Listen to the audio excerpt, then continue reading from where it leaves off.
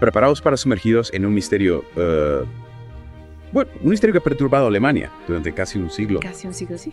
Un caso que a pesar del paso del tiempo, sigue fascinando por la brutalidad de los hechos y la incertidumbre que los rodea. Totalmente de acuerdo. Los asesinatos de Hinterkaifeck. En efecto, 31 de marzo de 1922. De 1922. En una apartada granja bávara con un nombre que ya de por sí evoca un lugar recóndito casi fantasmagórico. Hinterkaifeck. Hinterkaifeck. Detrás de Kaifeck oculta entre Ingolstadt y Schrobenhausen. 6 personas, una familia entera y su criada, fueron brutalmente asesinadas. 6 personas, una tragedia que aún hoy nos deja perplejos. ¿Quiénes eran estas víctimas? Pues mira, Andreas y Cecilia Gruber, el matrimonio de ancianos. Ajá. Su hija viuda Victoria Gabriel. Victoria Gabriel. Y sus 2 pequeños, Sí. Cecilia de 7 años y Joseph de tan solo 2. 2 años. Y la nueva criada María Baumgartner, que acababa de llegar ese mismo día. Ese mismo día. Todos víctimas de una violencia inimaginable, pero lo más escalofriante. Lo más escalofriante es que el asesino o los asesinos no se fueron inmediatamente después de la matanza. Permanecieron en la granja. Permanecieron en la granja. Eso es realmente inquietante. ¿Qué evidencias hay de eso? Imagina, estos días después del 31 de marzo, el silencio de la granja alertó a los vecinos.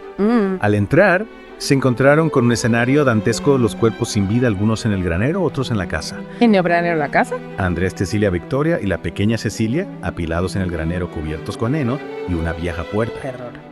Joseph en su cuna y María en su habitación, ambos cubiertos con ropa de cama, pero había señales de vida. Señales de vida. Como el humo de la chimenea, comida consumida en la cocina, e incluso una cama que parecía haber sido usada. Cuidaron al ganado, comieron, durmieron como si nada hubiera pasado. Es como si el asesino quisiera fundirse con la cotidianidad de la granja, prolongar su macabro dominio sobre las víctimas.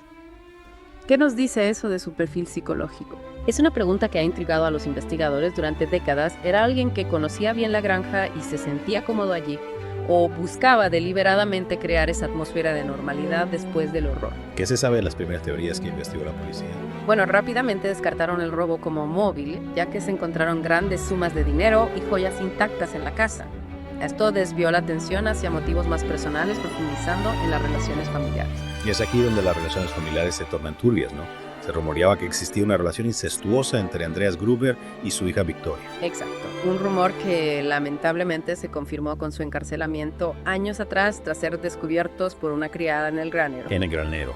Victoria dio a luz a Joseph, cuyo padre, según el certificado de nacimiento, era un vecino llamado El Estas. Lorenz Schlittenbauer, un hombre que aparece repetidamente en este caso. Sí, la paternidad de Joseph siempre estuvo en duda, alimentando las habladurías de los vecinos y situando a Schlittenbauer en el punto de mira de la investigación. Inicialmente negó ser el padre, acusando a Andreas, luego se retractó, para después volver a negarlo, un enredo que levantó sospechas sobre todo por la reacción del perro de la granja hacia él durante la investigación, ladrando sin cesar en su presencia. Parece que Lorenz Schlittenbauer tenía mucho que ocultar, pero fue él el autor de los asesinatos. A pesar de los interrogatorios y las extrañas coincidencias, la policía no pudo hallar pruebas concluyentes que lo vincularan al crimen. Es más, hay que tener en cuenta las limitaciones de la investigación en 1922. La escena del crimen fue contaminada por los curiosos y carecían de técnicas forenses modernas, como el análisis de ADN o la dactiloscopia. Es decir, que la investigación desde el principio estuvo plagada de obstáculos. Exactamente.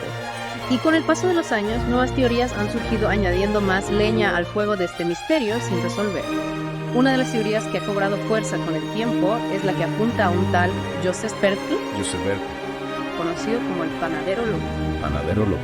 Un paciente mental que escapó de un hospital psiquiátrico en 1921. El panadero loco, un apodo que ya nos anticipa un personaje siniestro. ¿Qué se sabe de él? Se le había visto merodeando por la zona de Hinterkaifeck en la época de la matanza. Ajá. Y lo que es más escalofriante, ya era sospechoso de otro asesinato. Es decir, que encajaba en el perfil de un asesino brutal. Pudo haber llegado a la granja y acabar con la vida de la familia Gruber. Es una posibilidad, la policía lo buscó incansablemente, pero Pertl parecía haberse esfumado sin dejar rastro. Ya. Algunos creen que pudo haber huido a otro país o haber encontrado refugio en los densos bosques bávaros. Una fuga que alimenta aún más las especulaciones. ¿Hay alguna otra teoría que pueda arrojar luz sobre este caso? Hay otra teoría, quizás la más inquietante de todas. Imagina una Alemania sumida en el caos tras la Primera Guerra Mundial, Sí. con grupos radicales de derecha e izquierda sembrando el terror. Un panorama desolador con la violencia y la incertidumbre como telón de fondo ¿Podría estar relacionada la tragedia de Hinterkaifeck con este contexto político? Algunos creen que sí se especula que la granja de los Gruber pudo haber servido como escondite o punto de encuentro para algún grupo armado. Y que los asesinatos fueran una represalia de sus rivales. Exactamente, una venganza brutal en una época donde la violencia política estaba a la orden del día. Es una teoría aterradora, pero ¿hay alguna prueba que vincule a Andreas Gruber con alguna facción política? No se ha encontrado ninguna evidencia que lo demuestre, y es que la falta de respuestas definitivas ha dado lugar a un sinfín de especulaciones, algunas incluso rozando lo inverosímil. Por ejemplo. Hay quien sugiere que el pequeño Joseph pudo no haber sido asesinado, No. sino secuestrado y criado en secreto. Secuestrado. Se basan en la ausencia de signos de violencia en su cuerpo. Ya. Pero claro, es una hipótesis que no ha podido ser corroborada. Es una idea que sin duda añade un nuevo giro a la historia que es de las investigaciones modernas. Se ha intentado reabrir el caso con las técnicas actuales. Sí, en 2007 estudiantes de la Academia Policial de Fürstenfeldbruck reabrieron el caso aplicando técnicas modernas de investigación criminal como el análisis de ADN. ¿Y qué descubrieron? Lograron resolver el enigma de Hinterkaifeck. Analizaron las pruebas existentes, pero la conclusión fue desalentadora. Después de tantos años, el crimen de Hinterkaifeck es prácticamente imposible de resolver.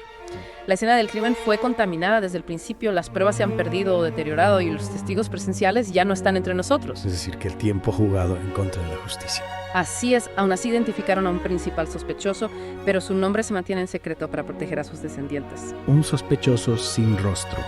Un enigma que perdura en el tiempo. ¿Por qué crees que el caso de Hinterkaifeck sigue fascinando a tanta gente después de tantos años? Es una combinación de factores, creo, la brutalidad del crimen, el aislamiento de la granja, los detalles inquietantes que sugieren la presencia del asesino después de los hechos. Todo eso crea una atmósfera de misterio irresistible. Es como si Hinterkaifeck se hubiera convertido en un imán para las especulaciones, un lienzo en blanco donde cada uno proyecta sus propias teorías. Exacto, y esa sensación de que la verdad está ahí fuera esperando a ser descubierta como una pieza de un paos que aún no encaja es lo que nos mantiene enganchados. Al caso se han escrito libros, se han hecho películas, incluso se han realizado reconstrucciones de la escena del crimen, pero la verdad sigue eludiéndonos. Y mientras tanto, el fantasma de Hinterkaifeck sigue vagando por la memoria colectiva, que fue de la granja y de las víctimas. Los habitantes de Weidhofen enterraron a las víctimas en su cementerio, donde un monumento recuerda la tragedia, pero los cráneos enviados a Múnich para su análisis se perdieron durante la Segunda Guerra Mundial, añadiendo una capa más de misterio al caso. Es irónico que incluso en la muerte, las víctimas de Hinterkaifeck no hayan podido encontrar la paz. En cuanto a la granja, fue demolida al año siguiente de los asesinatos, como si quisieran borrar todo rastro de aquel horror. Pero el horror persiste. La memoria de los asesinatos de Hinterkaifeck se niega a desaparecer como un eco que resuena a través del tiempo. Así es, y aunque es improbable que se resuelva el caso después de tantos años, Hinterkaifeck nos recuerda la fragilidad de la vida y la oscuridad que puede acechar en los lugares más inesperados. Un recordatorio de que algunos secretos se llevan a la tumba y que a veces la búsqueda de la verdad nos lleva a un laberinto sin salida. Exactamente, pero esa búsqueda, aunque infructuosa, no deja de ser fascinante. ¿Y a ti qué te ha parecido este viaje al pasado? ¿Te atreves a adentrarte en el misterio de Hinterkaifeck y formular tus propias hipótesis? Tal vez hay alguna pista que a todos se nos ha escapado, algún detalle que pueda arrojar luz sobre este enigma. Recuerda, la historia está llena de secretos y a veces la verdad se esconde donde menos lo esperamos.